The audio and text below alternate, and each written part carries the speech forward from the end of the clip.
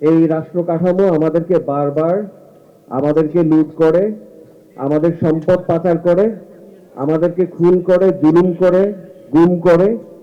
এই রাষ্ট্র ব্যবস্থার পরিবর্তন আমরা করব এবং সেটা এইবারই করব। এবং এরপরে আমাদের সকলের সম্মিলিত প্রচেষ্টায় একটা জাতীয় ঐক্যবদ্ধ কমিশন হলো।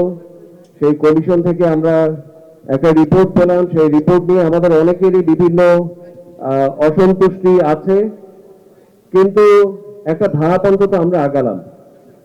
গতকালকে আমরা দেখলাম যে আইসিটি আইসিটিতে আপনার যারা গুমের দায়ে অভিযুক্ত, চার্জশিটভুক্ত আসামি এবং যারা আসলে বিভিন্ন সময় ডিজিএফআই এর প্রধান ছিলেন, এরকম অন্তত 5 জন সহ বেশ কয়েকজনের বিরুদ্ধে মামলার বিচার কাজ শুরু হয়েছে।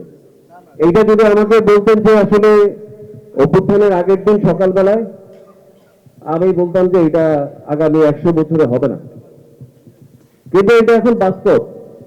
এই যে বিচার প্রক্রিয়া, এটা নিয়েও আমাদের হয়তো অসন্তুষ্টি থাকতে পারে। আমরা হয়তো যেভাবে জিনিসটাকে চাই ঠিক সেভাবে হয়তো জিনিসটা হচ্ছে না, হয়তো হবেও না। কিন্তু এই যে শুরুটা হয়েছে, তাদের নামে যে চার্জশিট হয়েছে, তাদেরকে যে আসলে বিচার ফেস করতে হচ্ছে, এইটা বাংলাদেশের একটা অকল্পনীয় অগ্রগতি। বাংলাদেশকে আমরা এই জন্য আসলে অভিবাদন জানাই, ধন্যবাদ জানাই। এবং আমরা মনে করি যে এটা আসলে শেষ না, এইটা মাত্র শুরু। এখন হচ্ছে যে চ্যালেঞ্জগুলো আসলে কি, যে ক্ষমতা না জনতা। আনফর্চুনেটলি আমাদের যারা বিপ্লবে আমাদের সঙ্গে নেতৃত্ব দিয়েছেন বলে দাবি করা হয়, এইটাও একটা ফার্স। আমাদেরকে বলা হয় যে একটা দলের নেতা কর্মীরাই নাকি বিপ্লবের অভ্যুত্থানের নেতৃত্ব দিয়েছেন। এটা অবশ্যই একটা ফার্স, এটা একটা রাজনৈতিক প্রতারণা। অবশ্যই বাংলাদেশের 18 কোটি মানুষ এই গণ অভ্যুত্থানের নেতৃত্ব দিয়েছে, যার নাম নাই, যাকে কেউ ছিলেন না, যে ছেলেটা হয়তো রাস্তাঘাটে পড়ে থাকে, এই গণ অভ্যুত্থানে তার ভূমিকা এক ফোঁটা কম না আমাদের বর্তমানের শীর্ষ নেতৃত্ব যারা আছে সারা দেশের, তাদের থেকে।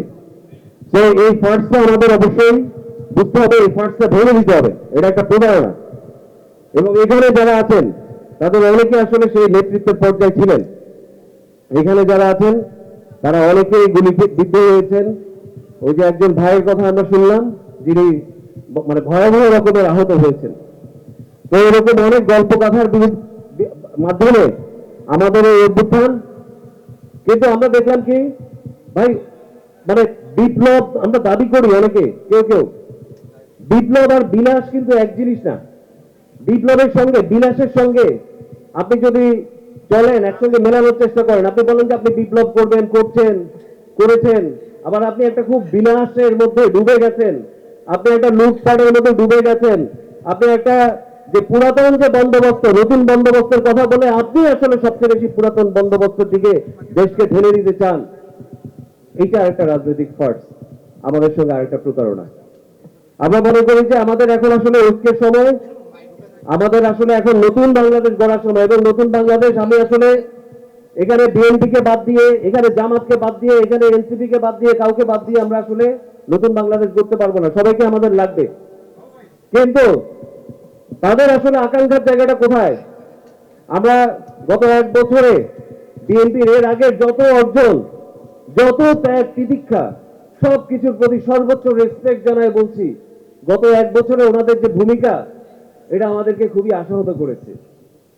জামাত গণঅভ্যুত্থানের পরে খুবই দায়িত্বশীল একটা আচরণ করছিলেন, কিন্তু দেখা গেল কি ডাকসু নির্বাচনের পরে তারা একেবারে একটা মানে আমি বলবো যে 180 ডিগ্রি রকমের একটা, যেটা যেটা আসলে দায়িত্বশীলতার রাজনীতি, তার একদম বিপরীত একটা অবস্থান নিয়েছেন।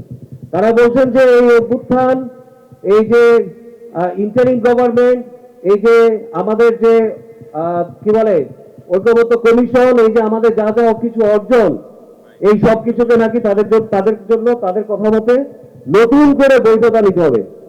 তো আমি আশা করবো যে জামাত শীর্ষ নেতৃত্ব তারা বিষয়গুলো বুঝবেন। আমরা তাদের সঙ্গে বিভিন্নবার কথা বলেছি এবং তারা এই জায়গাগুলো থেকে সরে আসবেন বলে আমরা বিশ্বাস করি। আমরা বিশ্বাস করি যে এনসিপি বলেন, অন্যান্য যে দলগুলো বলেন, তারাও আসলে যে চিরাচরিত পুরাতন রাজনীতির যে বন্দোবস্ত, সেই বন্দোবস্তের জায়গায় তাদের যতটুকু ভুল ভ্রান্তি ত্রুটি আছে, বিশেষ দেওয়া আছে, সেখান থেকে বের হয়ে আসবেন। সকলে মিলে আমরা আসলে নতুন বাংলাদেশটা গড়ব। আমাদের নতুন বাংলাদেশে সবাইকে লাগবে এবং সবাইকে নিয়ে আমরা নতুন বাংলাদেশ গড়তে চাই।